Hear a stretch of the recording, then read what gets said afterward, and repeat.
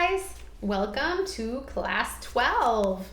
We are so excited. You guys are doing a great job writing your essays. I think by now you've gotten the rhythm. You're like, okay, essays are not so hard. I can do it well, and I can do it quickly. And I don't have to be stressed out about it. Now, graphic organizers are some of my favorite. There are so many kinds of graphic organizers. Cluster is a type of graphic organizer. It just means that you're not just writing on the lines. The paper's on the lines. That is regular writing. Graphic organizers are anything else, like a circle in the middle where you put the prompt and then go on from there.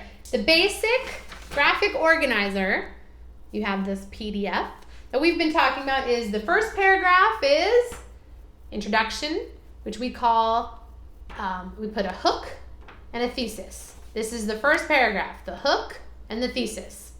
Then we have 3 paragraphs for the body, the 3 parts of your thesis. Then we have a conclusion. What are the 2 things in the conclusion? The thesis, paraphrased, and a closing statement. So this is just a basic graphic organizer. You guys have been organizing in your head with different graphic organizers, but I wanted to show you a little bit of some differences. So for persuasive essays, it's a little bit more specific than the other one. The other graphic organizers is a general graphic organizer. Here's a specific one for persuasive essays. You have your attention-grabbing beginning, description of the issue. So you have to explain basically what it is. So for example, sometimes this might be really complex. If it's something easy like McDonald's hamburgers or Burger King hamburgers, it's very easy. But what about if it's your opinion over political issues? If someone is a good president or not, or if someone's presidential decision was a good decision or a bad decision. Those things can be more complex, and you have to describe the issue and then give your opinion. Now, your opinion statement is also called what? Your thesis. Your thesis statement is an opinion statement when you are doing a persuasive essay. So you have your 3 paragraphs, which are your 3 reasons, and your evidence to support. So why should they believe what you're saying? So you have to have the evidence. When you're doing an analytical report, you also have to have evidence, like your sources. We had to have different sources to prove why are we right. Why is our opinion the right opinion? And then at the conclusion, you restate your opinion. That's called paraphrasing the thesis. Summarize the 3 reasons, that's part of your thesis as well, and call to action or closing statement. So that could be your closing. Sometimes it's important to have a call to action. What if you're talking about something about political arguments, and then you're saying, so because of this, it is very important that we vote for this, or that we vote against this. So that is a call to action, something that the people who are reading need to do. Here is another graphic organizer for narrative writing. This could actually be used for analytical if you were writing a book report as well. So the title, the author, and the theme. So if you're writing a book report, you definitely have to put the title and the author of who wrote the book, or the movie, the title of the movie and who produced or directed. I don't know what you would put for movie, but the information about that. And then maybe the theme. This is the superhero movie. So, The Avengers. It's a superhero movie. Endgame. Setting and characters. What are the setting and characters? Because you need to know that. Oh my goodness, Endgame has so many characters. Maybe just choose the main ones. Captain America, Thor, Scarlett Johansson, no. Black Widow. Oh my goodness, I can't remember. Hulk. The main characters. Setting after the snap. Problem X. What is the problem? The snap.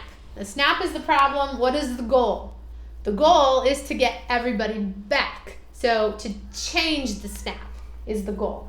Attempts to reach the goal or solve the problem. This is where you would say the beginning, the setting, characters, the start of the problem. So basically a quick summary of Infinity War. And then the middle is the action, the events. What happens, how Ant-Man, they, are able to figure out how to time travel. Sorry if that's a spoiler. Solution at the end. What happens? Big war. All these people fighting. It's really cool. Resolution. They undid the snap. They were able to get all the Infinity Stones, get the snap undone. Lesson, message, theme. The theme is working together. Maybe, I don't know. What do you think the theme of Avengers is? Anyways, so that would be a way that you could do narrative if you write your own story, or if you're doing a book report about a book or about a movie. That was a different way to organize it so that you can share that essay very effectively.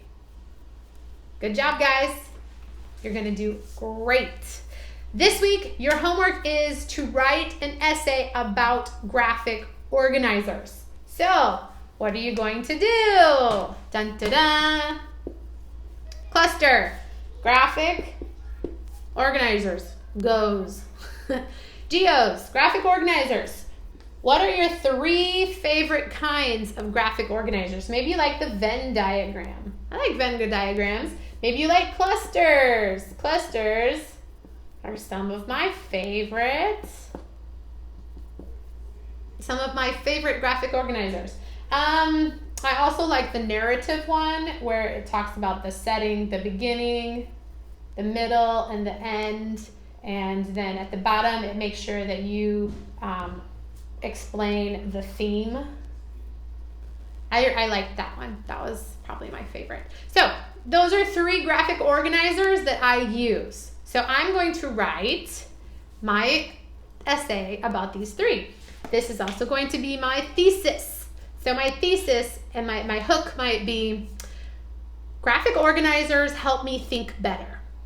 Statement.